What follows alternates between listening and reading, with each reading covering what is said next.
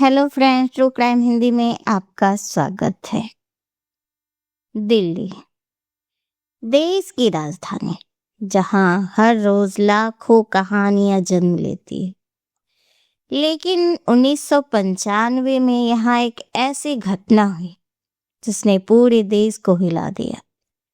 एक ऐसा कांड जिसमें प्यार था, राजनीति थी और एक ऐसा खौफनाक अंत जिसे सुनकर आज भी रूह कांप जाती है। यह कहानी है नैना साहनी की, उनके पति सुशील शर्मा की। दोनों की शादी प्यार से हुई थी। शुरुआत में सब कुछ ठीक था, लेकिन धीरे धीरे रिश्ते में दरार आने लगी। शक, झगड़े और तनाव। सुशील शर्मा को लगने लगा कि नैना उनसे बेवफाई कर रही, और यही शक एक दिन इतना शक बढ़ गया कि सुशील शर्मा ने नैना का फोन चेक किया। उन्हें कुछ ऐसा मिला जिससे उनके गुस्से को आग बना दिया, और उस रात दोनों के बीच जोरदार झगड़ा हुआ। गुस्सा इतना बढ़ा कि इंसानियत कहीं पीछे छूट गई। नैना साहनी और सुशील शर्मा दोनों ही कांग्रेस पार्टी के युवा नेता थे। नैना दिल्ली यूथ कांग्रेस की कार्यकर्ता थे और उनका पति सुशील शर्मा भी यूथ कांग्रेस का ही एक नेता था। सुशील शर्मा ने नैना साहनी से वर्ष 1993 में बिरला मंदिर में शादी की थी। शादी के पूर्व से ही नैना का एक दोस्त था। कभी नैना साहनी के साथ पढ़ने वाला उनका दोस्त भी कांग्रेस पार्टी में ही एक कार्यकर्ता था। सुशील शर्मा को पत्नी नैना साहनी की इस कांग्रेस कार्यकर्ता के साथ दोस्ती मंजूर नहीं थी, और धीरे धीरे ये नामंजूरी गहरा घाव बनता गया, जो लाइलाज रोग शक में तब्दील हो गया।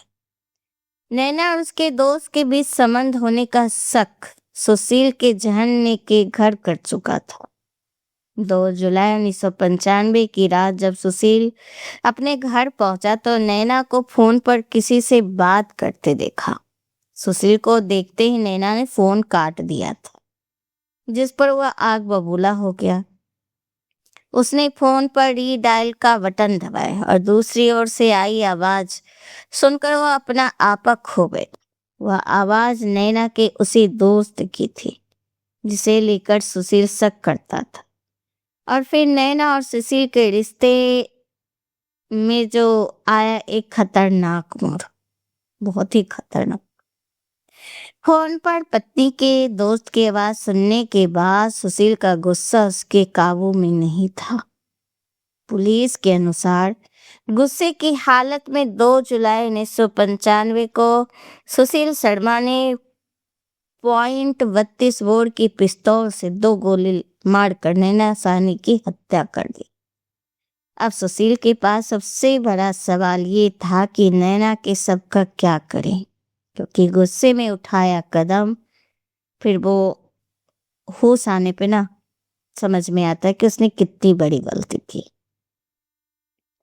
सबसे पहले सुशील शर्मा नैना का शव लेकर यमुना नदी के पास पहुंचा।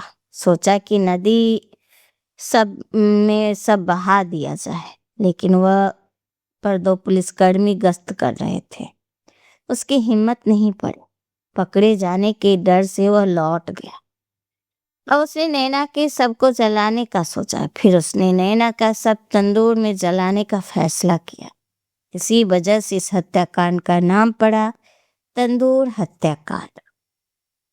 यमुना नदी में शव नहीं बहा जाने पर सुशील शर्मा पत्नी नैना साहनी को शव लेकर नई दिल्ली के अशोक यात्री निवास के बगिया रेस्टोरेंट पहुंचा। इस वक्त रात के करीब 10 बजे थे।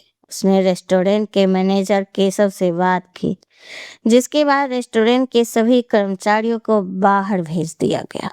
सुशील शर्मा ने अपनी कार से प्लास्टिक का बैग उतारा जिसमें नैना साहनी का शव था। पुलिस के मुताबिक नैना साहनी के हाथ पांव काटे हुए थे। इसके बाद सुशील शर्मा ने शव को ठिकाने लगाने के लिए तंदूर में आग लगा दी।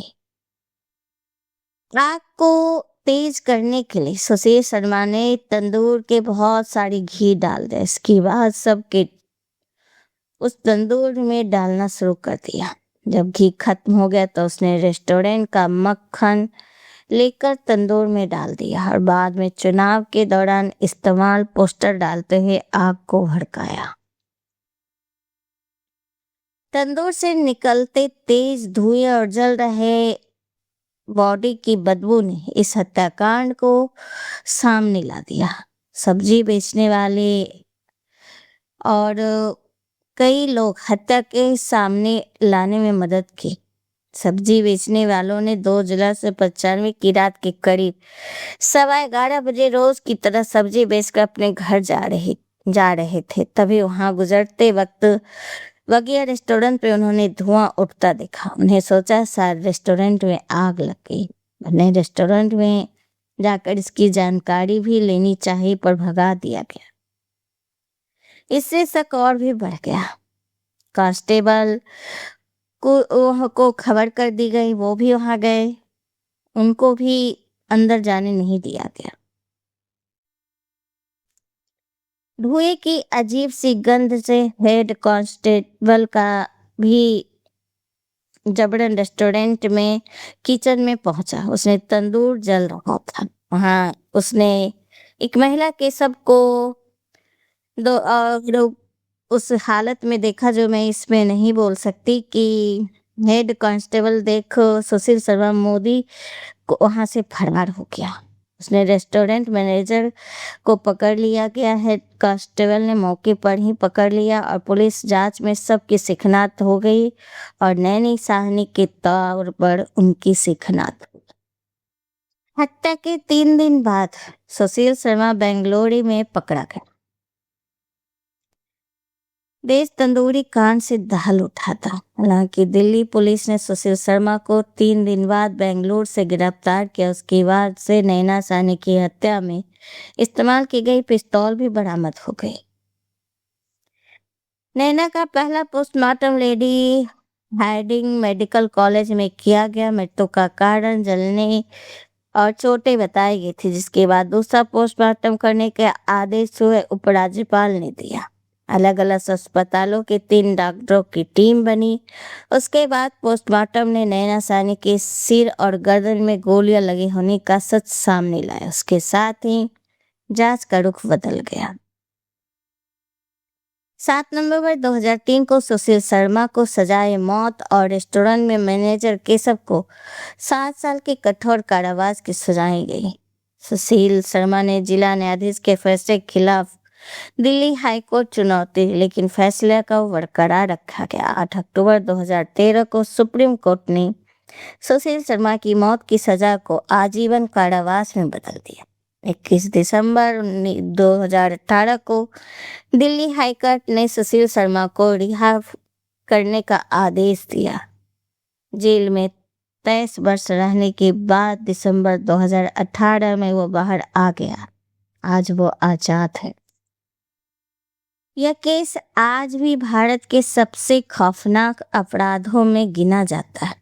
एक शक, एक गुस्सा और एक पल का फैसला कैसे एक जिंदगी खत्म कर देता है और दूसरों को हमेशा के लिए बर्बाद कर देता है।